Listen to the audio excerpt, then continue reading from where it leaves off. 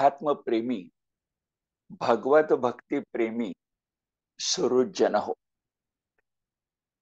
आपण विविध संप्रदाय ज्याच्यामध्ये मध्ययुगीन आणि अर्वाचीन यांचा परिचय परामर्श या वर्षी घेतो आहोत आणि हे आपलं 4थं वर्ष पुरं होत आलंय. आपल्या सगळ्या श्रोतृजनांच्या सहयोगानं आणि मंचाच्या सद्भाग्यानं.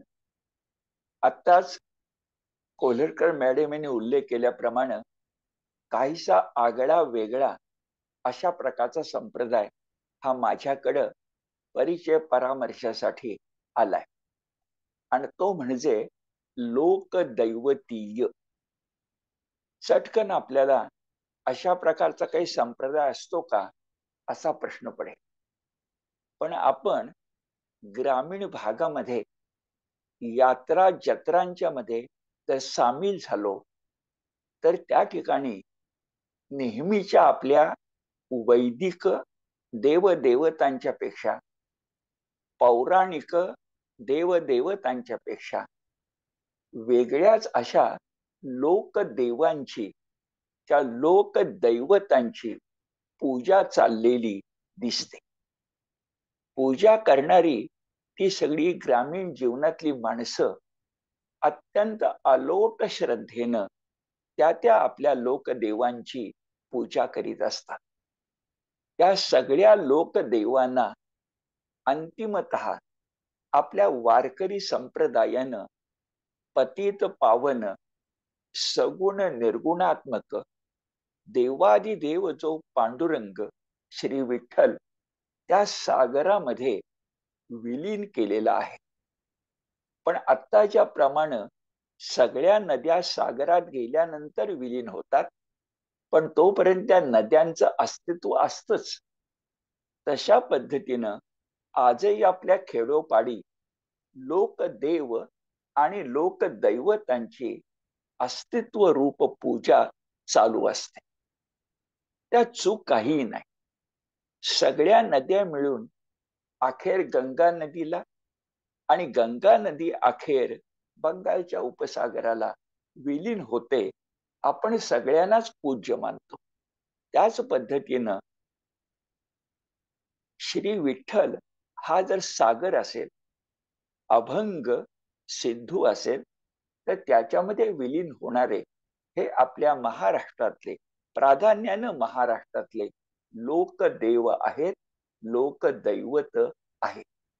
ती कोणती आहेत, कोणते लोकदेव लोकदैवत हे प्राधान्यानं आपल्याला माहिती आहेत, याच्याकडं आपण जाऊया. पण त्याच्यापूर्वी एका शब्दाबद्दल थोडस अधिक समजून घेऊया. आपण लोकगीत, लोकनृत्य, लोकनाट्य यासारखे शब्द वापरतो तेव्हा आपल्या डोक्यामध्ये इंग्रजी मधला फोल्क हा जो शब्द आहे, FOLK, फोल्क हा जो शब्द आहे लोकनाट्यासाठी, तो लोक म्हणून असतो. पण विचार करूया, त्या शब्दाचं भाषांतर म्हणून लोकगीत का लोकनाट्य असा आपण उल्लेख करण्यापेक्षा तुकाराम महाराजांनी अनेकदा लोक हा शब्द न वापरता जनलोक हा शब्द वापरलाय. त्याचं कारण काय असेल? आपण तर लोकनाट्य म्हणतो, आपण त्याला जनलोकनाट्य का म्हणत नाही? आपण कोकणामधले दशावतारी खेळ म्हणतो, त्याला आपण जनलोकनाट्य का म्हणत नाही? कर्नाटकमध्ये अशा प्रकारचं नाट्य चालतं, सर्वत्र चालतं. काहीसं ओबड झोबड असतं, पण नैसर्गिक असतं. अशानं आपण जनलोकनाट्य का म्हणत नाही? लोकपेक्षा जनलोक हा शब्द अधिक चांगला आहे. अर्थात लोकदैवतीय म्हणताना जनलोक दैवतीय असंच माझ्या मनामध्ये आहे. आता थोडा वेळ आपण लोक म्हणजे जनलोक याचा अर्थ काय, याची व्याख्या काय, हे थोडं तपासून पाहूया. जी मांडणी मी करणार आहे ती सर्वमान्य आहे अशा प्रकारचं माझं म्हणणं नाही. पण तो एक विचार मात्र नक्की आहे. एकमेव नाहीये. पण एक विचार नक्की आहे आणि तोच तुमच्या समोर मांडून जे प्रस्तावना करून त्यानंतर लोकदेव किंवा लोकदैवत आपली कोणती महाराष्ट्राची मराठी आहेत ते मी मांडायचा प्रयत्न करणार. एका अर्थानं माझ्या दृष्टीने सुद्धा ही थोडीशी आगळी वेगळी मांडणी आहे आणि आपल्यासारख्या श्रोत्यांच्या दृष्टीने सुद्धा ही वेगळी मांडणी आहे. तिला कितपत आणि कशा प्रकारचं यश येतं हे आपल्याला व्याख्यानाच्या अखेरी लक्षामध्ये येईल. सुरुवात करूया. लोकसाहित्य त्या लोकदैवत ही कोण असतात बरं?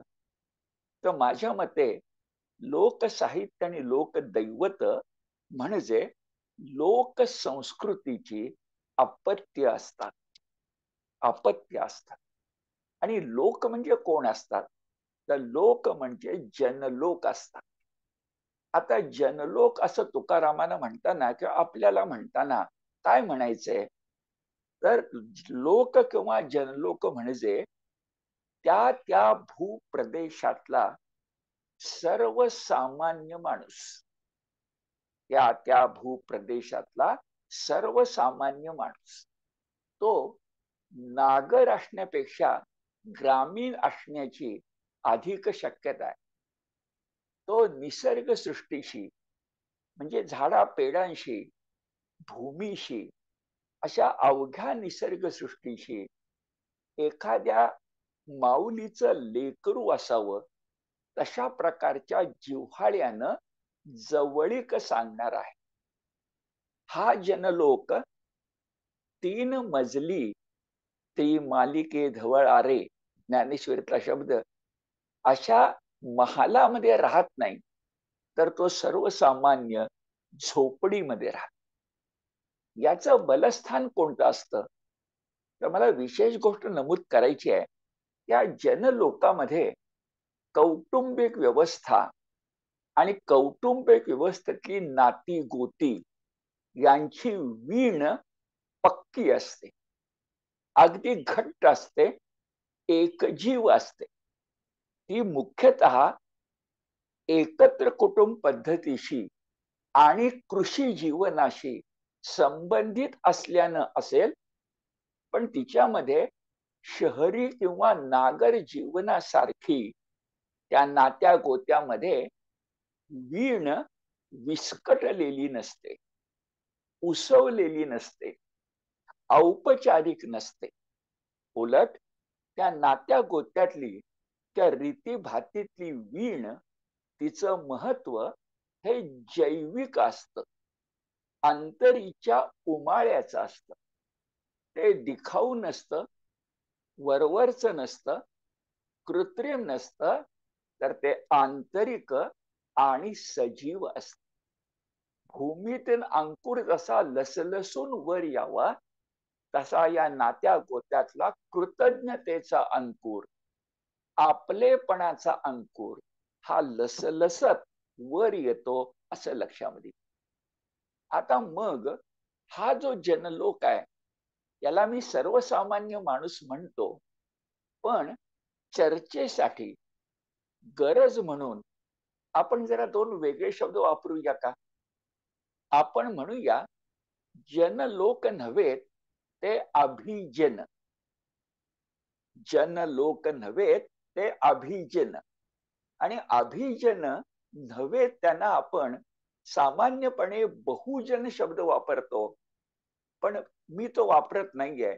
मी सर्वजन असा शब्द वापरतो.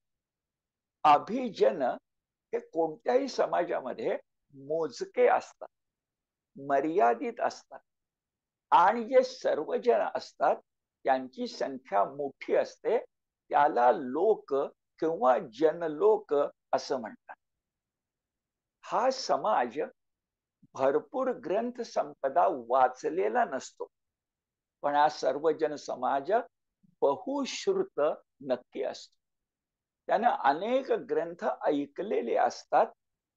ग्रंथच नव्हे तर त्या ग्रंथामधलं तत्वज्ञान गावोगावीच्या देवळातून होणाऱ्या नारदीय कीर्तनातून, त्या वारकरी कीर्तनातून, कथा निरूपणातून, प्रवचनातून त्यानं अध्यात्म ऐकलेलं असतं आणि अक्षरशः पचवलेलं असतं. या जनलोकाची एक परंपरा आता कमी झाली, पण एक 50-60 वर्षापूर्वी आपल्या ग्रामीण भागात चातुर्मासात श्रीधर कवींचे ग्रंथ वाचून दाखवले जायचे आणि ते ऐकले जायचे.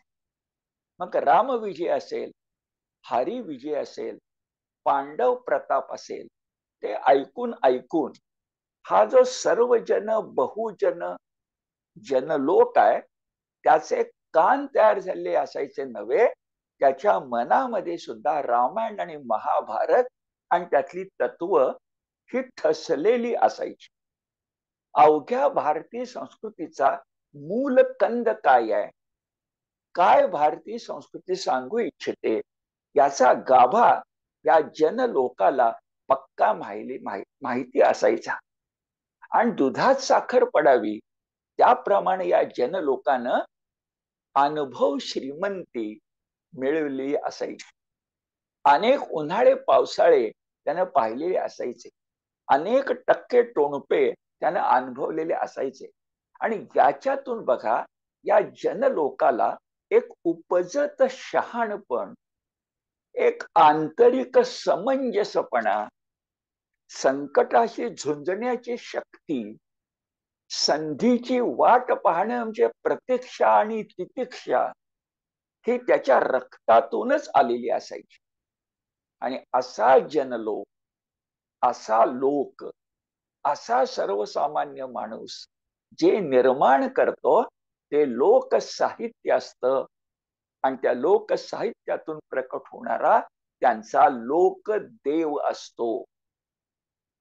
इतका वेळ मला वाटतं ती लोक किंवा जनलोक या शब्दाची व्याख्या किंवा मांडणी केली. अर्थात ती 100% बरोबर आहे असा माझा दावा नाही, ती एकमेव तर नाहीच नाही. पण मला काय वाटतं ते आपल्या समोर मांडायचा मी प्रयत्न केला. जनलोक म्हणजे कोण, तर आतापर्यंत मी आपल्याला सांगितलं. आता हा जनलोक म्हणजे हे लोक जे साहित्य निर्माण करतात ते कुठं निर्माण होतं बरं, तर मुख्यतः ते शेता भातातल्या भलरी गीतातून निर्माण होतं. रानावनातील मेंढपाळ हे लोकसाहित्य निर्माण करतात. लोकशाहिरांच्या पोवाड्यातून आणि आध्यात्मिक लावणी आहेच, पण आध्यात्मिक लावणी, तिच्यामधला कलगीतुरा याच्यातून, आणि मुख्यतः आमच्या माय माऊली जात्यावरच्या ओव्या जेव्हा गातात तेव्हा त्या श्रमाच्या ओव्या, भक्तीच्या ओव्या, साहित्याच्या ओव्या, जीवनानुभवाच्या ओव्या होतात. आणि या चारही प्रकारातून अप्रतिम असं लोकसाहित्य आपल्या समोर येतं. लोक म्हणजे काय, लोकसाहित्य कशा प्रकारचं असतं हे आपण पाहिलं. आता या लोकसाहित्यातून प्रकटणारे किंवा मुख्यतः लोकांच्या मधून प्रकटणारे त्यांचे लोकदेव हे कशा प्रकारचे असतात.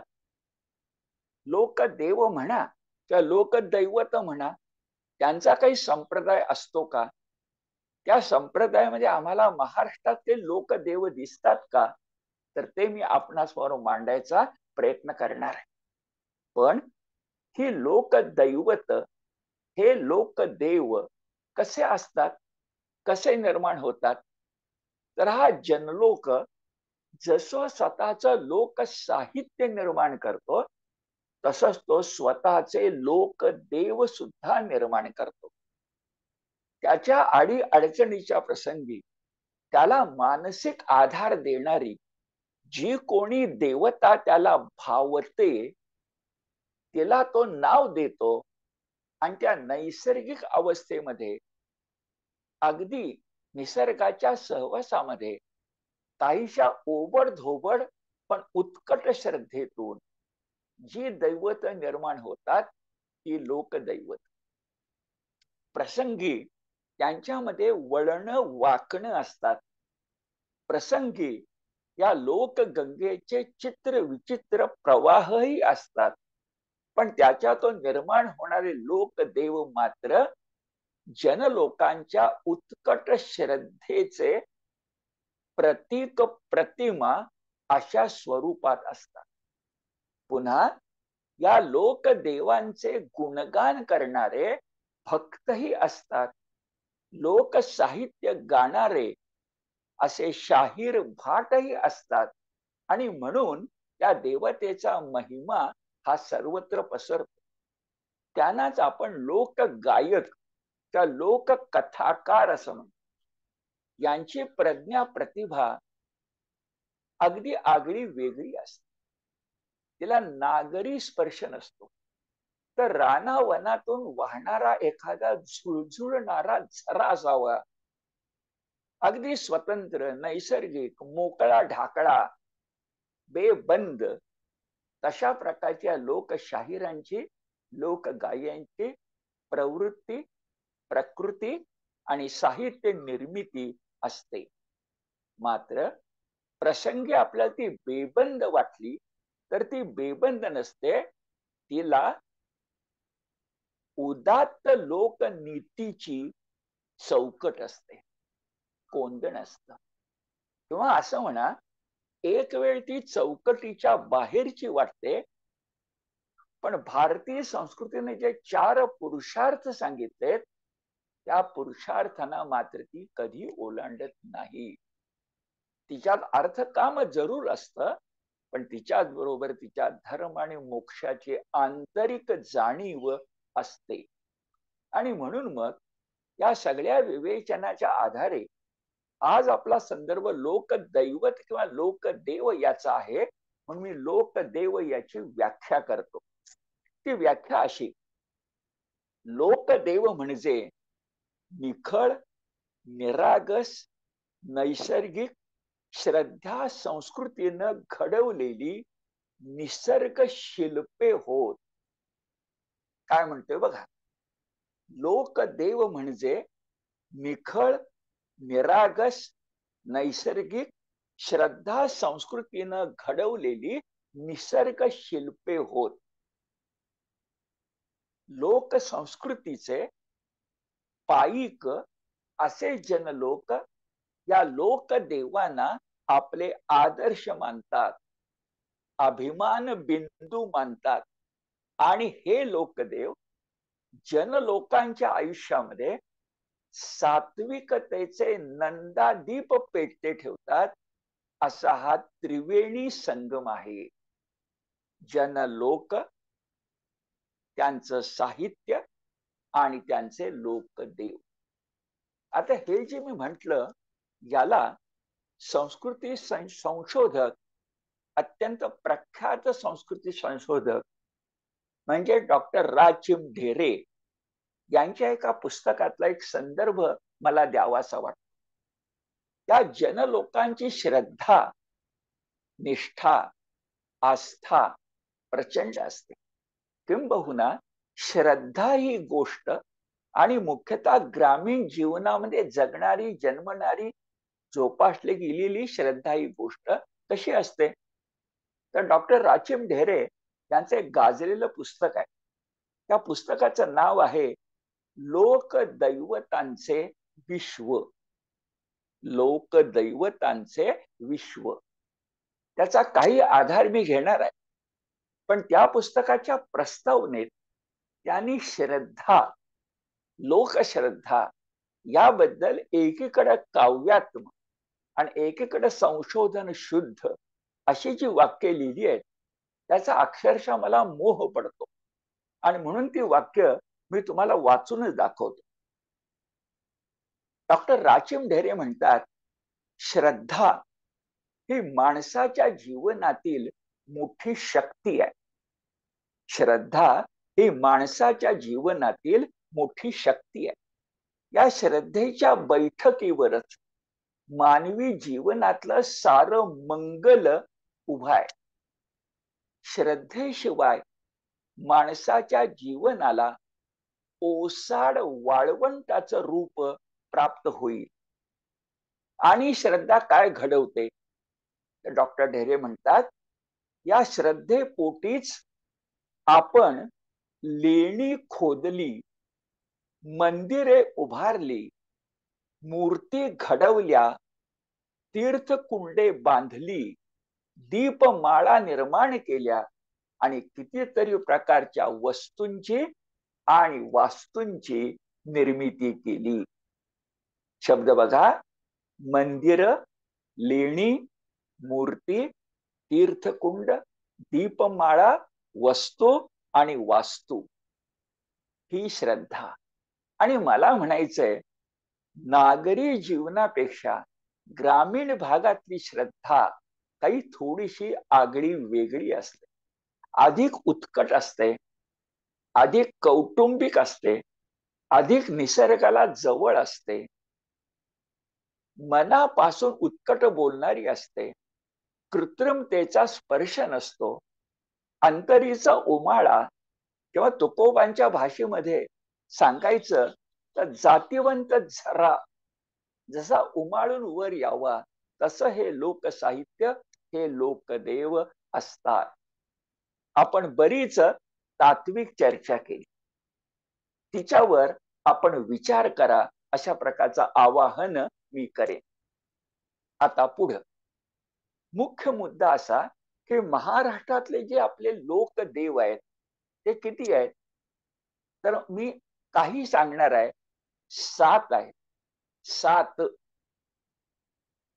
हे लोकदेव मुख्यतः लोकांच्या मनात होतेच, ठसले होते, पण ते मंदिराच्या रूपानं, यात्रेच्या रूपानं सगळ्यांच्या समोर आले. तो इतिहासातला काळ कोणता?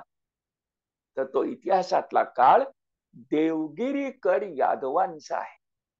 देवगिरीकर यादवांचं साम्राज्य, पुढे ते अल्लाउद्दीन खिलजीला बळी पडलं, पण देवगिरीकर साम्राज्य हे किमान 250-300 वर्ष या महाराष्ट्रामध्ये अतिशय चांगल्या प्रकारे लोकजीवनाचं रक्षण करत होतं, ज्याचा उल्लेख रामदेवराव यादवाचा उल्लेख ज्ञानेश्वरीच्या अखेरी आहे, लीळा चरित्रामध्ये आहे. तो जो काही 10वा, 11वा, 12वा आणि 13वा, त्या मुख्यतः 11, 12 आणि 13 शतकांचा कालखंड आहे, तो यादव राजांचा कालखंड आहे. आणि आता वाक्य बघा, या यादव राजांनी पौराणिक देवतांच्या पेक्षा लोकदैवतांचं महत्व मानलं. पौराणिक देवतांच्या पेक्षा लोकदेवतांचं महत्व त्यांनी मानलं. या लोकदेवतांची मंदिरं उभी राहिली. या मंदिराच्या बांधणीमध्ये दगडावर दगड विशिष्ट प्रकारे ठेवून एक शैली निर्माण झाली, जिला हेमाडपंती देऊळ असं म्हटलं जातं. हे हेमाडपंत कोण? तर हेमाडपंत यादव राजांचे प्रधान म्हणजे कर्णाधीप आहेत. एक मंदिराची विशिष्ट शैली, त्याचं अतिशय उत्तम उदाहरण म्हणजे कोल्हापूरच्या महालक्ष्मी मंदिराचा आहे, तुळजापूरच्या भवानी मंदिराचा आहे, पुढा उल्लेख येणार आहे. या हेमाडपंती देवळाच्या बांधणीच्या माग जनलोक आणि लोकदेव यांच्या श्रद्धा आहेत. आता हे जे मी म्हणतोय त्याला काही पुरावा दिला पाहिजे, तर पुरावा देतो. कोल्हापूरच्या महालक्ष्मी मंदिरामध्ये एक शिलालेख आहे, त्या शिलालेखाचा अभ्यास झालाय. त्याचा काळ इसवी सन 1218 आहे. इसवी सन 1218 म्हणजे कोणाचा काळ? 1275 ज्ञानदेवांचा जन्म आणि 1274 चक्रधरांचं उत्तरापंथे बीजे कर्ण. 1274 1275च्या माग 1218 या शिलालेखामध्ये राजाचा उल्लेख आहे, यादव राज सिंघण. आणि या शिलालेखामध्ये, या यादवराज सिंघणाच्या शिलालेखामध्ये त्याच्या मागच्या 2 शतकांचा उल्लेख, भक्तियुक्त शतक, महालक्ष्मीला मानणारी शतक, लोकदैवताचा गौरव करणारी शतक याचं सूचन करणार आहे. म्हणजे असं विधान करता येईल की पुढे मी तुम्हाला जी लोकदैवत 7 सांगणार आहे, त्यातलं एक दैवत कोल्हापूरची महालक्ष्मी आहे. तिच्या मंदिरातला शिलालेख आपल्याला सांगतो की यादव राजांनी पौराणिक दैवतांच्या पेक्षा लोकदैवतांना अधिक आदर, अधिक भक्तिभाव, अधिक श्रद्धा सुमन ही अर्पण केली असं आपल्या लक्षामध्ये येईल. मग आता आपल्याला विशिष्ट वेळेमध्ये त्या लोकदैवतांचा संप्रदाय समजून घ्यायचा, कारण सकल संत विचार मंचाची ती भूमिका आहे. या दृष्टिकोनातून कोणकोणती लोकदैवत 7 मी आपणासमोर ठेवू इच्छिणार आहे. यांची संख्या मोठी आहे, तर मी ज्यांना लोकदैवत म्हणतो त्याच्याबद्दल अभ्यासक वादविवादही करू शकते. पण मला जो विचार वाटतो तो असा, या सगळ्या लोकदेवतांचा राजा जर कोण असेल, अधिनायक जर कोण असेल, अधिराज जर कोण असेल, सप्तसरितांचा संगम बिंदू जर कोण असेल, तर तो आहे आपला पंढरीचा पांडुरंग. हा मुळात लोकदेवच आहे. हा मुळात एका पुंडलिक नावाच्या मराठी भक्ताचा देव आहे. तो वाळवंटात उभा आहे.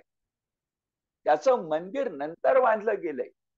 एकीकडे तो पुंडलिक स्वतः शिवभक्त असल्यामुळे शंकराच्या अनुयायांचा, आणि ते मस्तकी धारण करणाऱ्या श्री विष्णू या वैष्णवांचा, म्हणजे शैव आणि वैष्णवांचं एकत्रीकरण निर्माण करणारा, इसवी सनाच्या 5व्या-6व्या शतकात निर्माण झालेला आणि 13व्या शतकात कळसाला पोचलेला ज्ञानदेवांच्या मुळे अशा प्रकारचा आपला लोकदेव आहे.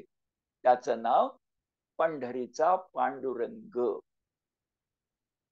आता पहिलं लोकदैवत झालं पंढरीचा पांडुरंग. दुसरं लोकदैवत आहे जेजुरीचा खंडोबा. तिसरं लोकदैवत आहे वाडी रत्नागिरी, कोल्हापूर जवळ पन्हाळ्याजवळ आहे, वाडी रत्नागिरीचा ज्योतिबा. पुढचा आहे मोरगाव या ठिकाणचा मोरेश्वर, म्हणजे मोरया गणपती. कोल्हापूरची महालक्ष्मी, मातापूर त्या माहूर या ठिकाणची रेणुका, आणि 7वं दैवत आहे तुळजापूरची भवानी. म्हणजे विठ्ठल, खंडोबा, ज्योतिबा, मोरगावचा मोरया, महालक्ष्मी, रेणुका आणि तुळजा भवानी ही 7 लोकदैवत आहेत असं मला आपणासमोर ठेवायचं. एका अर्थाने सगळी लोकदैवत एका उगमस्थळाला मानतात, आणि ते उगमस्थळ म्हणजे शिवशंकर. कोणत्या ना कोणत्या मार्गानं त्या शिवशंकराची भक्ती या लोकदैवतामध्ये अनस्यूत आहे, पाझरत आलेली आहे, स्रवत आलेली आहे, तिला आकार आशय देत आलेली आहे. आणि म्हणून त्या शिवशंकराची भक्ती काय आहे महाराष्ट्रात, तसा शिवशंकर देशाचा आहे. हिमालय त्याचं वास्तव ठिकाण आहे. पण महाराष्ट्रातला शिवशंकर कसा आहे बरं, की जो या 7ही दैवतांच्या माग उभा आहे. बघा, एक पृष्ठभूमी आहे ही शिव भक्तीची आहे. याचं एक उदाहरण सांगायचं तर संबंध भारत वर्षामध्ये 12 ज्योतिर्लिंग ही प्रसिद्ध आहे. जसा कुंभमेळा हा भारतातल्या 4च ठिकाणी भरतो, उत्तर दक्षिणेत, तसं ज्योतिर्लिंग, ज्योती ही म्हणजे शिवज्योती, शिवलिंग अशी 12 मानली जातात. त्यातली 5 शिवलिंग, ज्योतिर्लिंगातली 5 ज्योतिर्लिंग ही एकट्या महाराष्ट्रात आहे. 12 पैकी 5. या प्रमाणे काय झालं, इतकी शिवभक्ती या सह्याद्रीच्या कडे कपारीमध्ये एकाण नांदली होती. आजही ती ज्योतिर्लिंग प्रसिद्ध आहेत. त्यांची नावं सांगायची तर नाशिकचा त्र्यंबकेश्वर, भीमा नदीच्या उगमठायी असलेला भीमाशंकर, वेरूळचा कृष्णेश्वर, परळीचा वैजनाथ आणि 5वा औंढ्या नागनाथ. म्हणजे त्र्यंबकेश्वर, भीमाशंकर, कृष्णेश्वर, वैजनाथ आणि नागनाथ ही 5 ज्योतिर्लिंग आपल्याला दिसतात. याशिवाय आणखी 4 शिवक्षेत्रांचा उल्लेख करतो की त्या 5 ज्योतिर्लिंगामध्ये नाही आहेत, पण शिवक्षेत्र म्हणून अवघ्या दुनियेला माहिती आहे. एक साताऱ्या जवळील महाबळेश्वर, दुसरं शिखर शिंगणापूर, तिसरं रत्नागिरी जवळील संगमेश्वर या ठिकाणचं शंकराचं देऊळ, आणि चौथं कोल्हापूर जवळील खिद्रापूर. महाबळेश्वर, शिखर शिंगणापूर, संगमेश्वर आणि खिद्रापूर ही 4 जिवंत जागती अशी शिवकेंद्र आहेत असं दिसेल. आणि हा शिवशंकर आता जे मी 7 लोक दैवत सांगतोय त्यांच्या माग पृष्ठवंशासारखा किंवा मुकुटासारखा किंवा हृदयासारखा असा आहे. त्याचं एक उदाहरण सांगितलं तरी पुरे की हा शिवशंकर लोकदेव असणाऱ्या विठ्ठलानं आपल्या मस्तकी धारण केलेला आहे. आज तो पंढरीच्या पांडुरंगाच्या मूर्तीत दिसतो. आणि साहित्यामध्ये समर्थ रामदास स्वामींनी साक्ष दिली आहे, विठोने शिरी वाहिला देवराणा. मस्तकावर घेणं, जय जयकार करणं, हे सगळे लोकदेव शिवशंकरासारखेच, डोंगरावर राहणाऱ्या शिवशंकरासारखेच निसर्गाशी संबंधित आहे. ग्रामीण आहेत, काळ्या मातीतले आहेत, झाडा पेड्यातले आहेत, झुळझुळणाऱ्या झऱ्यातले आहेत. मगाशी मी जे लोकदेव, लोकसाहित्य, लोकजन यांची व्याख्या केली, त्यातले सगळे शब्द, त्यातल्या सगळ्या कसोट्या या शिवशंकर या दैवताला लागू पडतात. पण आता आपण शिवभक्तीचा विचार न करता हे जे लोक दैवत आहेत त्यांच्याकडे जाऊया. पैकी श्रीकार ज्याच्या नावानं सुरू करावा तो श्री विठ्ठल. पण एक त्या विठ्ठलावर मी बोलायला लागलो, त्या तुम्ही बोलायला लागलात तर बाकीचे दैवत माग पडतील. म्हणून विठ्ठलाबद्दल कमीत कमी गोष्टींचा मी उल्लेख करतो आणि पुढे जातो. विठ्ठल महाराष्ट्राच्या मर्मबंधातली ठेव, अपर प्राण, आमच्या जीवीचं जिव्हार, असा वाळवंटात उभा असणारा लोकदेव दुसरा नाही. शस्त्र नाहीत तर कटीवर हात ठेवणारा, ध्यानमग्न असणारा, पण माऊलीप्रमाणे भक्तांचं चिंतन करणारा असा हा लोकदेव.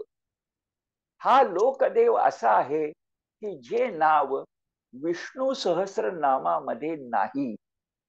हा लोकदेव असा आहे की विष्णूच्या प्रसिद्ध 24 नावामध्ये नसणारा हा 25वा आगळा आहे.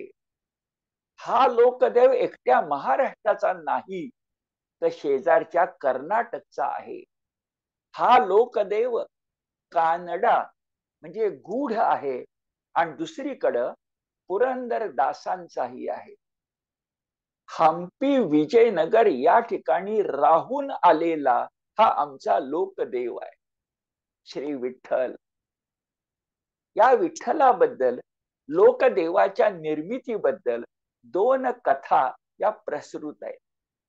पहिली कथा पुंडलिक मुनीची. हा शिवभक्त आहे. हा पुंडलिक मुनी आपल्या आई वडिलांची अत्यंत मनोभावे सेवा करत असताना त्याच भक्तीची दखल घेऊन तो जो बालकृष्ण आहे, गोकुळ वृंदावनीचा तो बालकृष्ण, तो विष्णूचा 8वा अवतार हा आला, बाल रूपात आला आणि बाल रूपात येऊन या पुंडलिकाशी बोलू लागला. त्या सेवा मग्न पुंडलिकानं वीट फेकली आणि त्याच्यावर हा बालकृष्ण युगे 28 एकीकडे पुंडलिक मुनीची आणि दुसरीकडे तुमची माझी वाट पाहत आज उभा आहे. आपल्या सगळ्या वारकरी संतांनी त्याला बाळकृष्णच म्हटलंय. त्याच्या बाल क्रीडाच गायले. खुद्द पंढरपुरामध्ये गोपाळपूर आहे. एक कथा त्याला बालकृष्ण सांग, पण दुसरी कथा मात्र त्याला फक्त बालकृष्ण म्हणत नाही, तर श्रीकृष्णही म्हणते. संसारी श्रीकृष्ण म्हणते, रुक्मिणी पती म्हणते आणि सांगते की पंढरपूरचं मूळचं नाव दिंडीर वन होतं. त्या दिंडीर वनात रुसलेली रुक्मिणी आली, जणू माहेरी आली. आणि नाही तर रुक्मिणीचं माहेर महाराष्ट्रच आहे ना. विदर्भ देशाची म्हणजे महाराष्ट्राच्या एका भागाची कौंडिन्यपूरची ती राजकन्या आहे. रुसलेली मुलगी माहेरीच येणार. तशी ती माहेरी आली आणि तिची समजूत काढायला आता बालकृष्ण नाही, तर तो संसारी श्रीकृष्ण आला. तो इथंच रमला. रुक्मिणी आणि विठ्ठल इथंच रमले. हा 28 युगे पुंडलिकासाठी तरी नाहीतर रुक्मिणीसाठी तरी उभा राहिला आणि पंढरपूरच्या देवस्थानाला फक्त विठ्ठलाचं नाव नाही, विठ्ठल रुक्मिणी देवस्थान असं नाव मिळालं. हा श्री विठ्ठल योगे 28 विटेवर उभा असणारा, ना सिंहासनावर ना मंदिराच्या गाभाऱ्यात, तर वाळवंटामध्ये विटेवर उभा असणारा, मंदिर बिंदिर नंतर, पण हा आमचा लोकदेव आहे. लोकदेवांचा आधी नायक आहे, आधी राज आहे आणि दुसरीकडे तो सगुण निर्गुणात्मक पतित पावन श्री विठ्ठल आहे. लोकदेवाचंही कसं उदात्तीकरण होतं, उन्नयीकरण होतं, हे यातून आपल्या लक्षामध्ये येऊ शकतं. माझ्या तर मनात येतो विचार, हा विठ्ठल महाराष्ट्रामध्ये कसा रमलाय बरं? तर उदाहरण माझ्या मनात येतं, एकनाथांच्या घरामध्ये श्रीखंड्या कसा रंगला होता तसा. मग ती प्रसिद्ध रचना आठवते, श्री एकनाथ सदनी माधवजी सर्व काम ही करीतो, स्वकरे चंदन घाशी गंगेचे पाणी कावडी भरितो. असा लोकदेव, सगळ्यात मोठा सप्तामधला मुकुटमणी, हा आपण त्याचा अभिप्राय, त्याचा परिचय करून घेतला.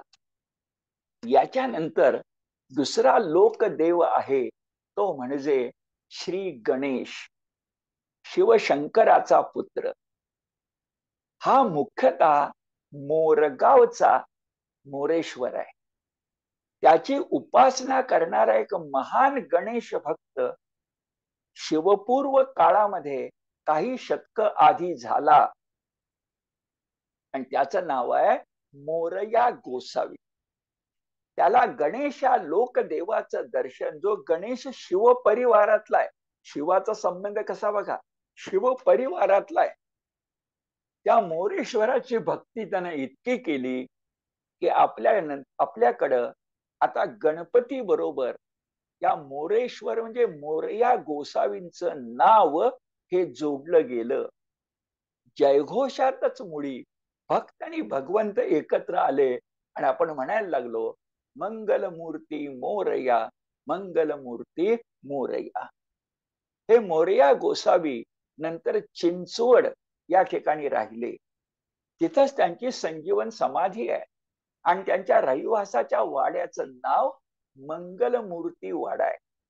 मोरगाव मुख्य आणि तिचा उपराजधानी चिंचवड. पण ह्या गणपतीची भक्ती, लोकदेवाची भक्ती ही विलक्षण स्वरूपामध्ये संपूर्ण महाराष्ट्रात आहे. काही नमुने बघा. आपला पुणे जिल्हा आणि जवळचे जिल्हे एवढ्यामध्ये मिळून आपल्याला अष्टविनायक माहिती आहे. मग मोरगाव, सिद्धटेक, पाली, महड, थेऊर, लेण्याद्री, ओझर आणि रांजणगाव ही अष्टविनायक तीर्थक्षेत्र गणपती भक्तीची आपल्याला माहिती आहेत. पण अन्य काहीचा उल्लेख करतो. आपण जर विदर्भ मराठवाड्यामध्ये गेलो, विदर्भ मराठवाड्यात, तर आदासा, कळंब, नामलगाव, राजूर, लिंब गणेश यासारख्या ठिकाणी गणपती जागृत ठिकाणं आहेत. आजही नागपूर जवळ एका गणेशाची भक्ती अगदी कळसाला पोचली आहे असं दिसेल. आपल्या पुण्यामध्ये सुद्धा दगडूशेठ हलवाई गणेशाची पूजा ही कळसाला पोचली आहे असं आपल्याला दिसेल. या सगळ्या माग तो लोकदेव गणेश आहे. तो शिवशंकराचा पुत्र आहे आणि असाच एक शिवशंकराचा दुसरा किंवा मोठा मुलगा स्कंद स्कंद कार्तवीर्य नाही कार्तिकेय हा खंडोबा आणि ज्योतिबाच्या रूपानं पुढे येणार आहे. शिवपरिवार, शिवपृष्ठभूमी. या मोरेश्वर गणेशाची पूजा भक्ती पुन्हा कळसाला कोणी पोचवली तर चिंचवडच्या मोरया गोसावी. त्यांची पद अप्रतिम आहेत. तुकाराम नामदेवांची भक्ती जागेल जाणवेल अशी आहे. एक उल्लेख करतो. मोरया गोसावी म्हणतात, तुझ विण कोण आम्हा आहे रे मोरया, तुझी या भेटीची बहु आस लागे रे मोरया, धेनू वत्सा लागी जैसी मोहे रे मोरया, तैसी वेगी येई तू लवलाही रे मोरया. अगदी नामदेवांची विठ्ठल भक्ती आठवावी तशा प्रकारची मोरयांची ही भक्ती आहे. तिसरं दैवत आणि सातामध्ये एका अर्थानं 3 दैवत ती आहेत. ती म्हणजे आदी माता, शंकर पत्नी पार्वती, त्या विष्णू पत्नी लक्ष्मी. नाव 2 आहेत, पार्वती आणि लक्ष्मी, पण दोन्ही मिळून एकच आदी माता आहे, एकच मूळ माया आहे, एकच प्रकृती आहे, एकच भुवनेश्वरी आहे. त्यातले कोणते लोकदेव मानले गेले तर सर्वोच्च आहे तुळजापूरची भवानी. पण तुळजापूरच्या भवानी बरोबरच मातूर आणि माहूर जे आहे त्यातली रेणुका, जिला एकनाथ एकवीर म्हणतात, जिचा पुत्र परशुराम आहे, ते ही लोकदेव आहे. म्हणजे मातापूर माहूरची रेणुका, नाशिक जवळची अर्धी मानली गेलेली सप्तशृंगी, या सगळ्यांना लोकदेव उल्लेख मी करतो नंतर. पण आता मला म्हणायचे सगळ्यात प्रधान कोण असेल तर तुळजापूरची भवानी. या लोकदैवताच्या निर्मितीमध्ये एक विशेष गोष्ट झाली आहे. ही अशी की ही जी लोकदेवता आदी माया प्रकट झाली आहे ती वात्सल्यापेक्षा वीरतेच्या अंगानं प्रकट झाली.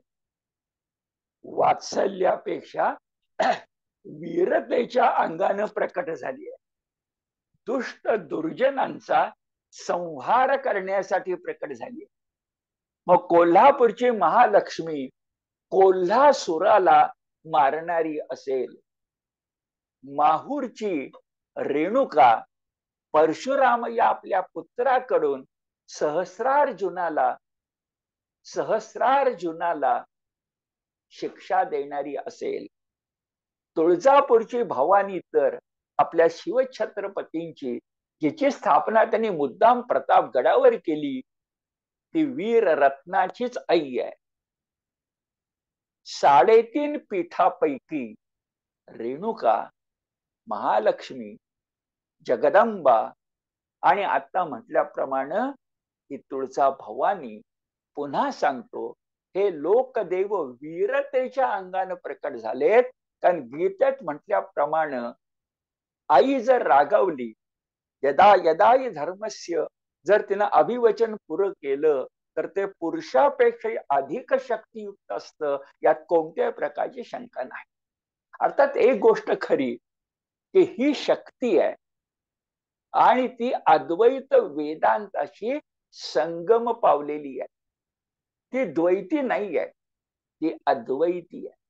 म्हणजे अद्वैत संकल्पनेशी अनन्यनिष्ठ भक्तीचा संगम झालाय. पण ती सामर्थ्यवंत आहे, ती आसुर विनाशक आहे, ती सत्वशीलांचं रक्षण करणारी आहे, ती आदी प्रकृती आहे, ती भुवनेश्वरी आहे, तीच कर्नाटकातली यल्लम्मा आहे, तीच महाराष्ट्रातली यमाई आहे. आणि मुख्यतः तिची क्षेत्र ही 3.5 म्हणजे औट पीठ मानली गेलेली आहेत. तशी 4 पण म्हणायची 3.5.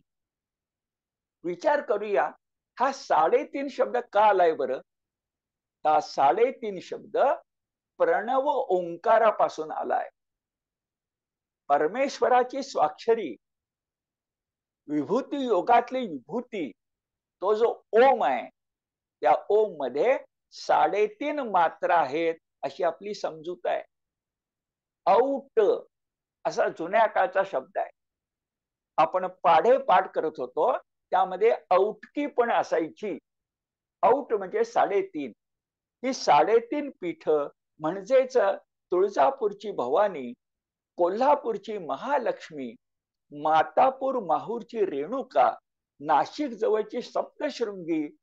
आणि थोडं लक्षात घ्या, काही अभ्यासकांच्या मते नाशिक जवळची सप्तशृंगी नव्हे तर अंबेजोगाईची योगेश्वरी, हा फरक आहे अर्ध्या बाबतीत.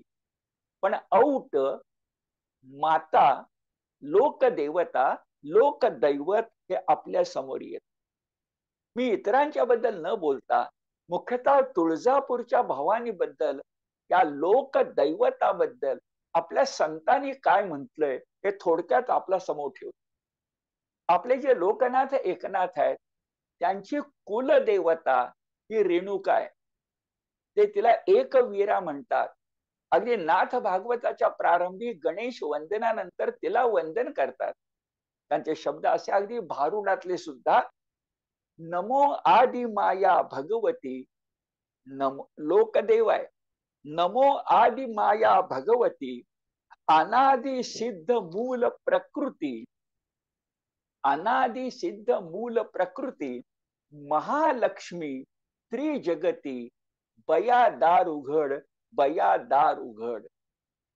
भावार्थ रामायणामध्ये रामाची सतोपरीक्षा घ्यायला ते पार्वती माता शिवशंकरांचं न ऐकता सीतेच्या रूपानं आली. तीच तुकाई, तू का आई, तीच तुळजा भवानी, अशी भावार्थ रामायणामध्ये रंगवलेली तुळजा भवानी हीच नंतर रामदासांनी आपल्या मस्तकी धरली. लोकदेव, लोकदैवत, तुळजा भवानी हे खात्रीनं लोकदैवत आहे. एकनाथ काय म्हणतात, श्रीराम म्हणे तुकाई, तेच नाम लोकांच्या ठाई, अद्यापि राहिलेसे पाही, म्हणती तुकाई जगदंबा. श्रीराम वरदायिनी माता, तुकाई म्हणती राम वाक्यार्था. आणि याच एकनाथांचे 2 मानस पुत्र, एक राम भक्त रामदास आणि कृष्ण भक्त तुकोबा राय. या राम भक्त रामदासांनी म्हटलं, उदंड ऐकले होते, अगदी भावार्थ रामायण. उदंड ऐकले होते, रामासी वर दीधला, मी दास रघुनाथाचा, मज हो वरदायिनी. का अर्थत आहे बघा. एकची मागणे आता, द्यावे ते मज कारणे, तुझा तू वाढवी राजा, शीघ्र आम्हासी देखिता. आणखी आवाहन काय आहे? दुष्ट संहारिले मागे, ऐसे उदंड ऐकिले, परंतु रोकडे काही, मूळ सामर्थ्य दाखवी. आणि शिवछत्रपतींच्या रूपाने ते सामर्थ्य दिसल्यावर आनंद वनभुवनी आनंद लाभलेले रामदास म्हणतात, देखली तुळजा माता, निवालो अंतरी सुखे. हे लोकदैवतांचं सामर्थ्य आहे. देखली तुळजा माता, निवालो अंतरी सुखे, तुटली सर्व ही चिंता, थोर आधार लाभला. 3.5 पीठातली ही आमची आदी माता अशा प्रकारची आहे, असं लक्षात. आता अखेरी 2 अवतारांच्याकडे जायचंय. एक आहे ज्योतिबा आणि एक आहे खंडोबा. दोन्ही अवतार हे आता म्हटल्याप्रमाणे कार्तिकेयाचे, स्कंदाचे, गणेशाच्या थोरल्या भावाचे, शिवपरिवारातले असे मानले जातात. हा कार्तिकेय म्हणजे खंडोबा असो नाही तर ज्योतिबा असो, हा लोकांतीपेक्षा एकांती रमणारा देव आहे. लोकदेव आहे, पण लोक त्याच्याकडे येतील तो डोंगरावर बसलाय. मग ज्योतिबा असो नाहीतर जेजुरीचा खंडोबा असो, हा शिवपरिवार डोंगर प्रियच आहे मुळी. याच्यातल्या ज्योतिबाचं वेगळं नाव आहे आणि खंडोबाचं वेगळं नाव आहे. ज्योतिबाचं नाव जे आहे त्याला आपण केदारनाथ असं म्हणतो आणि खंडोबा जो आहे त्याला आपण मार्तंड मल्हारी असं म्हणतो. दोन्ही स्कंदाचेच अवतार, एक ज्योतिबा एक खंडोबा. पण खंडोबाला म्हणतो मल्हारी मार्तंड आणि ज्योतिबाला म्हणतो केदारनाथ. हे मुद्दाम सांगतो कारण ही लोक दैवताची नाव आहे, ज्योतिबा आणि खंडोबा.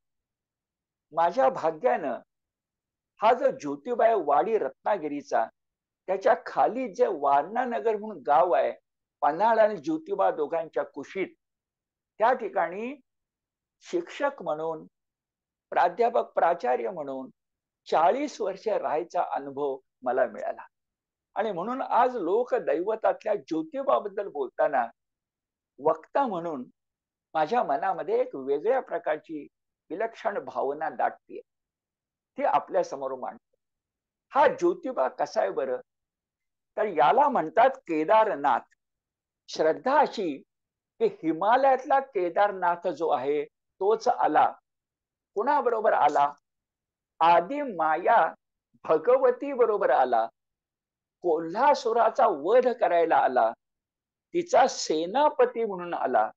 आणि ती कोल्हापुरात राहिली तर शेजारी सेनापती पन्हाळ्याजवळील डोंगरावर राहिला, ज्याचं नाव आहे वाडी रत्नागिरी. त्याचं लोकप्रिय नाव ज्योतिबा आहे, पण अध्यात्मातलं नाव केदारनाथ आहे. आणि मग त्याची जी पोथी लिहिली गेली आहे तिला केदार विजय असं म्हणतात. या परिसरामध्ये आजही केदार विजय पोथीचं पारायण चालतं असं मी पाहिलेलं आहे. आता या केदारनाथाचं लोकांच्या मध्ये रूढ असणारं नाव ज्योतिबा आहे. त्या ज्योतिबाचे 3 अर्थ सांगितले जातात. एक ज ला य लावलं तर ज्योत शब्द होतो, म्हणजे नंदादीपातील ज्योत. काही जण ज ला य लावत नाहीत, ते ज्योतिबा असं म्हणतात. तेव्हा ज्योते शब्दाचे 2 अर्थ मानले गेलेत. एक आपल्याला घराचं जोत माहिती आहे आणि मध्ययुगामध्ये जोते या शब्दाचा अर्थ नांगर असाही रूढ होता. त्यामुळे हा हलधर देव आहे, हा कुटुंब रक्षक देव आहे आणि हा नंदादीपातली ज्योत आहे. या तीनही अर्थानं ज्योतिबा हा शब्द आहे. पण याचं एक विशेषण आहे, त्याला दख्खनचा राजा म्हणतात. म्हणजे जणू कोल्हापूर पासून खाली अगदी रामेश्वर पर्यंत त्याच्या आधी जे दख्खन आहे, त्या दख्खन मध्ये दरारा असणारा असा हा ज्योतिबा आहे. एक विशेष गोष्ट अशी, एकीकडे हा ज्योतिबा स्कंदाचा अवतार आहे, तर दुसरीकडे त्याला मारुतीचा अवतार पण मानले जात. ज्योतिबाच्या उपासनेमध्ये मारुती रायाला एक आगळं वेगळं स्थान आहे. म्हणून तर ज्योतिबाचा सगळ्यात मोठा उत्सव हा चैत्री पौर्णिमेला म्हणजे हनुमान जयंतीला होतो. याच्याकडे जात असताना गावोगावचे लोक अगदी आभाळाला भिडेल अशा प्रकारची एक काठी घेऊन जातात.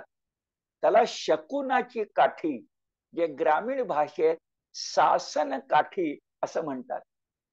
त्या सासन काठीला खालच्या बाजूला खांद्यावर घेण्यासाठी पालखीचा दांडा असतो, असा दांडा असतो. आकाशाला भिडण्याची उंची असते, वजन असतं आणि ते एकानं खांद्यावर घेऊन नाचवायची असते. त्याला सासन काठी नाचवणं म्हणतात. पौर्णिमेनंतर ती गावोगाव परत जाते आणि पुढच्या पौर्णिमेला पुन्हा येते. ही मांगल्य सूचक आहे. ही सासन काठी म्हणजे शुभ शकुनी यष्टी खांद्यावर घेऊन ज्योतिबाच्या डोंगरावर भक्त गण नाचत असतात आणि जेजुरीच्या खंडोबाप्रमाणेच या सासन काठीचं आभाळातलं टोक ज्योतिबाच्या शिखराला लावायचं म्हणजे दंडवत झाला. या ज्योतिबाची मूर्ती ही बैठी असते, पण समोर ते घोडा अश्व दिसतो म्हणून ती अश्वारूढ वाटते. आणि ज्योतिबा किंवा खंडोबा दोघही वीराकृती आहेत, अश्वारूढ आहेत. श्वान त्यांच्या जवळ आहे, तो थोड्या वेळानं सांगतो. पण हे ऐतिहासिक वीर पुरुष असले पाहिजे खंडोबा आणि ज्योतिबा, यात कोणत्या प्रकारची शंका नाही. चैत्र महिन्यातल्या पौर्णिमेच्या आधी जेवढे रविवार येतात तेवढ्या रविवारी ज्योतिबाच्या परिसरातल्या खेड्यातली मंडळी सकाळच्या वेळेला वारी करतात. त्याला ग्रामीण भाषेमध्ये खेटे असं म्हणतात. हे केले जातातच. खंडोबाला ज्याप्रमाणे हळद पूड म्हणजे भंडारा प्रिय आहे, तसा ज्योतिबाला गुलाल प्रिय आहे. गुलाल, या गुलालाची उधळण झाली की ज्योतिबाचा डोंगर गुलाबी होतो आणि हळदीची उधळण झाली की सोन्याची जेजुरी आपल्या डोळ्यासमोर येते. त्या दोन्ही दैवतांना म्हणजे केदारलिंग आणि मल्हारी मार्तंड यांना येळकोट येळकोट जय मल्हार असं म्हणण्याची पद्धत आहे. हा येळकोट शब्द कुठून आलाय? तर कोट म्हणजे प्रकार किंवा कोटी, संख्या. आणि येळ हा शब्द येळू असा आहे, तो कानडी शब्द आहे. येळ किंवा येळू म्हणजे 7, कोटी म्हणजे प्रकार किंवा कोटी संख्या. आता हे कुठून आलं? तर थोड्या वेळानं खंडोबाची कथा सांगणार आहे. त्यानं ज्या दैत्य सैन्याचा नाश केला त्यांची संख्या येळू कोट म्हणजे 7 कोटी होती असं म्हटलं जातं. म्हणून येळकोट येळकोट जय मल्हार. दुसरा एक शब्द आहे चांग भल. हा चांग भल सुद्धा कानडीतून आलाय. कानडीमध्ये सांगू भलो असा प्रयोग आहे. सांगू भलो, भल म्हणजे चांगलं आणि सच च झालं आणि चांग भलं आलं. देवाच्या नावानं चांग भलं. हे चांग भलं आणखी काही ठिकाणी आहे. सांगू भलो हे कानडीतलं आहे. अगदी थेट भारतात सिंधी भाषेत आपण बघितलं तर सिंधी भाषेमध्ये चंगो भलो असा शब्द येतो. चंगो भलो. थोडक्यात हे सगळे स्वस्ती वचन आहे. स्वस्ती, सु अस्ती, मंगल असो. येळकोट येळकोट जय मल्हार, देवाच्या नावानं चांग भलं. असा आहे ज्योतिबा. आणि शेवटचं 7वं दैवत आहे खंडोबा. खंडोबा शब्दातला खंडा शब्द म्हणजे खडग. खंडा हा मध्ययुगीन मराठीतला शब्द आहे. खंडा म्हणजे खडग. ज्याच्या हातात तलवार शोभते, जो अश्वारूढ आहे, असा वीर देव, युद्ध देव म्हणजे लोकदैवत आहे, ज्याचं नाव खंडोबा. हा मगाशी म्हटल्याप्रमाणे स्कंदाचा अवतार आहे. त्याचं एक नाव मल्हारी मार्तंड आहे. पुन्हा विठोबा प्रमाणच हा महाराष्ट्र आणि कर्नाटकाचा संगमयुक्त देव आहे. म्हणून तर महाराष्ट्रात त्याला खंडोबा म्हणतात, कर्नाटकामध्ये त्याला मैलार असं म्हणतात. मैलार हा लोकदेव आहे. कर्नाटक आणि महाराष्ट्राच्या सांस्कृतिक अनुबंधाचा, कर्नाटक आणि महाराष्ट्र सांस्कृतिक अनुबंधाचा हा बोलका पुरावा आहे, प्रकट प्रतीक आहे. त्याचं संस्कृत नाव मल्हारी मार्तंड असं आहे. याच्या यात्रेमध्ये मी केलेली व्याख्या आठवा. अभिजनांच्या पासून सर्व जनांच्या पर्यंत या खंडोबाच्या यात्रेमध्ये आजही माणसं सामील होतात. नीट ऐका.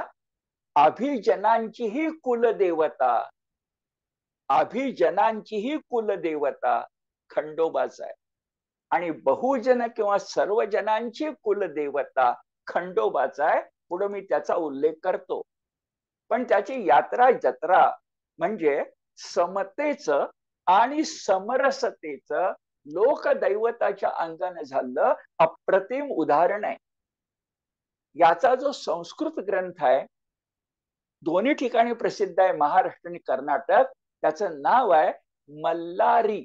आता ल ल ल री ह्रस्व, मल्लारी महात्म्य. मल्लारी महात्म्य. आता हे जे आहे याचा लेखन काळ सामान्यपणे 1460 म्हणजे 15वं शतक आहे. पण बघा, कोणत्याही लोकदैवत हे लोकांच्या मनात प्रतिष्ठित व्हायला आणि त्याची यात्रा जत्रा किंवा पोथी निर्माण व्हायला आधी 2 ते 3 शतक जावी लागतात. आणि मल्हारी महात्म्य जरी 15व्या शतकात असलं तरी 13व्या शतकात महान भाव्य कवी जो नरेंद्र त्याच्या रुक्मिणी स्वयंवर काव्यामध्ये खंडे बाहू अशा प्रकारच्या देवतेचा उल्लेख येतो. 13व्या शतकात नरेंद्र खंडे बाहू, तोच खंडोबा. किंवा अगदी शिवमहिम्न स्तोत्र आपण जरी घेतलं तर त्या शिवमहिम्न स्तोत्रामध्ये शंकराचं एक नाव खंड परशु अशा प्रकारचं आलं. थोडक्यात खंडोबाची उपासना, लोकदेवताची उपासना 12व्या शतकापासून आज 21व्या शतकापर्यंत चालू आहे असं आपण म्हणू शकू. या खंडोबाची सगळ्यात मोठी यात्रा ही मार्गशीर्ष महिन्यात शुक्ल पक्षात षष्ठीला भरते. त्याला चंपा षष्ठी असं म्हणतात. आणि हिचा उल्लेख कमलाकर भट्ट म्हणून एकनाथांचा समकालीन असणारा जो एक धर्मसिंधू निर्णयकार आहे, त्याच्या धर्मसिंधू या ग्रंथामध्ये चंपा षष्टीचा उल्लेख आलाय. नाथांचा काळ 16वं शतक, नरेंद्राचा काळ 13वं शतक, मल्हारी मार्तंड 15वं शतक आणि आता म्हटलेल्या चंपा षष्टीचा उल्लेख 16वं शतक. या लोकदैवताचा काळ कसा आहे ते लक्षात. आता हा खंडोबा अवतीर्ण कसा झाला तर मल्हारी मार्तंड त्या मल्हारी महात्म्यामध्ये कथा सांगतात आणि ती मोठी रोचक आणि रंजक आहे. आपण ती थोडक्यात बघूया. 4 युगापैकी कृतयुग होत. त्यातल्या मणिचूल नावाच्या पर्वतावर धर्मभक्त धर्मपुत्र सप्तर्षी यज्ञ करीत होते. पण हे 2 दैत्यांना बघवलं नाही.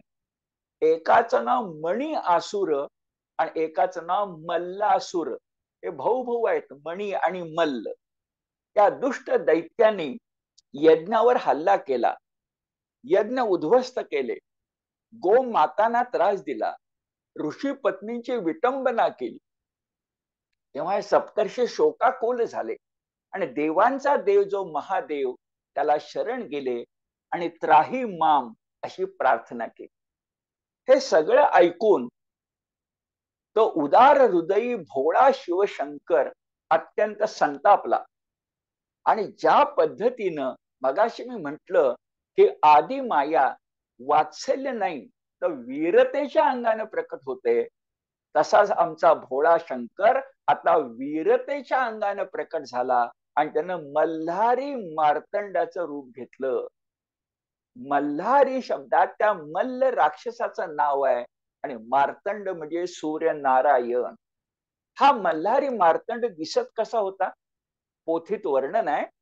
त्याच्या गळ्यात महासर्प होता, कानामध्ये कुंडल होती, हातात त्रिशूल, खड्ग आणि डमरू होता, गळ्यामध्ये रुंड माला होती, मस्तकावर चंद्रकोर होती आणि कपाळावर भंडारा म्हणजे हळद पूड जी आज सोन्याच्या जेजुरीला दिसते, ज्योतिबाचा गुलाल आणि खंडोबाची भंडारा, तो ह्या देवाच्या मस्तकावर होता. लढाई सुरू झाली. मणी मल्लांनी प्रथम आपले 3 अग्रदूत पाठवले. त्या तिघांचाही नाश मल्हारी मार्तंडाने केला. एकाच नाव खड्ग दंष्ट्र, एकाच नाव उल्का मुख आणि एकाच नाव कुंत लोम. हे बिनीचे 3 पडल्यानंतर स्वतः मणी हा त्या ठिकाणी धावून आला आणि त्यानं मायावी रूप घेऊन शिवशंकराला म्हणजे मल्हारी मार्तंडाला हैराण करायचा प्रयत्न केला.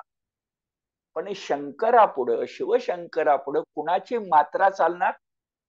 त्या मायावी रूपातल्या मणिसुराला पकडून हातातल्या त्रिशूलानं त्याच्या वक्षस्थलाला विदीर्ण करायला मल्हारी मार्तंडनं सुरुवात केली. अशीच स्थिती नंतर धाकट्या भावाची म्हणजे मल्लासुराची झाली.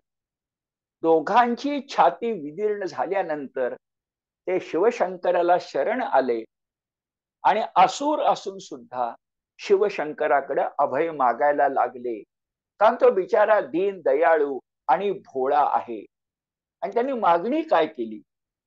लोक दैवत बघा, त्यांनी मागणी केली की मणी आणि मल्ल म्हणाले की आम्ही तुझ्या जवळच या मल्हारी मार्तंड रूपात सेवक म्हणून राहू. एक जण अश्व म्हणजे घोडा होईल आणि एक जण श्वान होईल. वाघ्या मुरळी शब्द कुठून आलेत लक्षात घ्या. मणी आणि मल्ल एक अश्व म्हणजे घोडा झाला आणि एक वाघ्या झाला. असा हा मल्हारी मार्तंड. ल.रा. पांगारकरांसारख्या अभ्यासकानं म्हटलंय त्या मूळचा कोणीतरी वीर पुरुष असावा, त्यानं लोकांचं रक्षण केलं असावं आणि म्हणून मग लोकांनी कृतज्ञतेनं त्याला देवता स्वरूप मानलं असावं. जसं आज काल शिवजयंती झाली, आपण सगळे शिवछत्रपतींना शिवशंकराचा अवतार मानतोच ना. या शिवबाप्रमाणे पूर्वीच्या कालखंडातला खंडोबा आणि ज्योतिबा असू शकतील असं ल.रा. पांगारकरांचं म्हणणं आहे. असा हा खंडोबा. या खंडोबाची तीर्थक्षेत्र 2 आहेत. एक जेजुरीचा खंडोबा आणि दुसरा पालीचा खंडोबा. आपण जेजुरीच्या खंडोबाचं वर्णन करायला लागलो तर आज पुण्याजवळ पुरंदर तालुक्यामध्ये सासवड जवळ जेजुरी गड आहे. मुळामध्ये हा जेजुरी गड 2 भागात आहे. एकाच नाव कर्रे पठार आणि एकाच नाव किल्ला कोट. पैकी कर्रे पठार जे आहे ते अधिक प्राचीन आहे. इथलं मंदिर पूर्वाभिमुख आहे. गाभाऱ्यामध्ये खंडोबाची मूर्ती आहे आणि शिवलिंग आहे. पुन्हा त्यांच्या सोन्याच्या प्रतिमा पण आहेत. कर्नाटकमध्ये का मल्हारी मार्तंडामध्ये हेगडे प्रधान येतो. हेगडे याचा अर्थच प्रधान. मराठीत पण दोन्ही शब्द उच्चारतो. हा भक्त आहे शिवशंकराचा. त्याची देवळी पण त्या ठिकाणी आहे. करे पठार तिथलं खंडोबाचं मंदिर हे प्राचीन आहे. तर अलीकडे आपण जास्तीत जास्त दर्शन घेतो ते खंडोबाचं जेजुरीचं दुसरं ठाणं आहे. ते तटबंदीनं बंदिस्त आहे म्हणून त्याला आपण गडकोट म्हणतो. त्याला अनेक पायऱ्या आहेत. उत्तर दरवाजावर नगारखाना आहे. हे मंदिरही पूर्वाभिमुख आहे. सोपा, मंडप आणि गाभारा असे 3 भाग आहेत. समोर भलं मोठं पत्र्यानं मढवलेलं, पितळी पत्र्यानं मढवलेलं कासव आहे. आणि मंदिरामध्ये आपल्या खंडोबाच्या 2 पत्नी आहेत. एकीचं नाव म्हाळसा, जी ऐतिहासिक दृष्ट्या वैश्य कन्या आहे, आणि दुसरी बाणाई, जी ऐतिहासिक दृष्ट्या मेंढपाळ कन्या आहे. यांची प्रतीक लिंग रूपानं आणि मुखवट्याच्या रूपानं त्या ठिकाणी आपल्याला दिसतील. जेजुरी हे किती प्राचीन आहे तर तिथला एक शिलालेख इसवी सन 1303 मधला आहे. मी बोलतोय त्या काळाशी सुसंगत आहे. इसवी सन 1303 मधला शिलालेख आहे.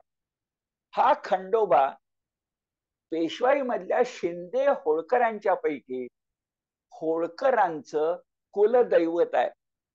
आणि ज्योतिबा डोंगरावर तुम्ही आलात तर शिंदे यांचं ते कुलदैवत आहे. आजही ज्योतिबावर शिंद्यांचं शिंदे होळकरातल्या शिंद्यांची वास्तू आहे.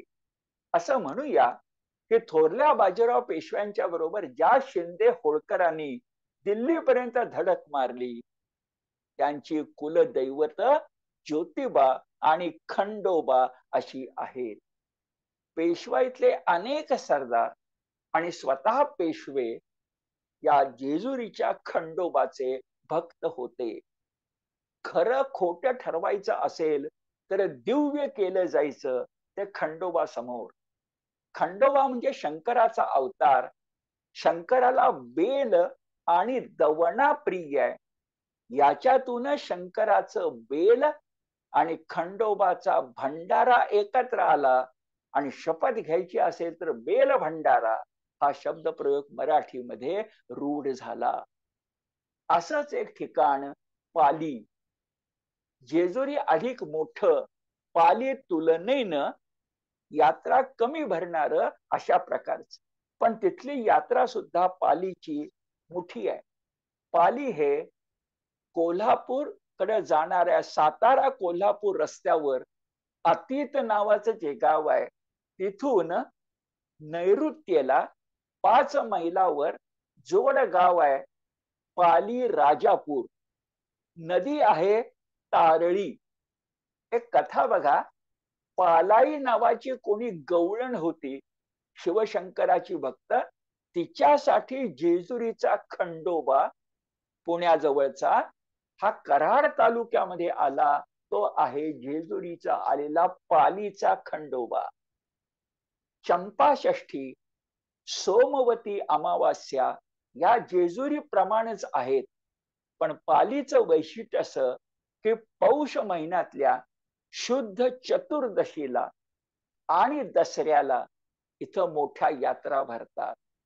दोन्ही स्कंदावतारच, एक सोन्याची जेजुरी आणि एक भक्तीची पाली, असं आपल्या लक्षामध्ये येईल. शेवट करताना मी प्रारंभी जे म्हटलं की खंडोबा ज्योतिबा असू दे, गणेश असू दे, शिवशंकर असू दे, हे सगळे आपल्या विठोबामध्ये संगम पावलेत. आणि म्हणून अखेरीस एका अनामिक कवीची कविता सादर करतो ज्याच्यामध्ये विठोबा आणि खंडोबा या दोघाही लोकदेवांना नमन केलंय. शब्द असे किती साम्य दाखवले बघा. पंढरीशी राही रखुमाबाई, इथे म्हाळसा बाणाई, तेथे विटेवरी उभा, इथे घोड्यावरी शोभा, तेथे पुंडलिक निधान, इथे हेगडे प्रधान, तिथे बुक्क्याची उधळण, इथं भंडारा भूषण, तेथे वाहे चंद्रभागा, इथे जटी आहे गंगा, तिथे मृदुंग वीणा टाळ, इथे वाघ्या मुरळीचा घोळ. आणि पुढचे शब्द फार मार्मिक आहे. खंडोबा हा लोकदेव, विठोबा हा आत्मदेव. लोकदैवतांचे वैशिष्ट्य आहे. खंडोबा हा लोकदेव, विठोबा तो आत्मदेव. आणि पुढची ओळ बघा, एक कुडी एक प्राण, माझे दोघांना नमन. खंडोबा तो लोकदेव, विठोबा तो आत्मदेव, एक कुडी एक प्राण, माझे दोघांना नमन.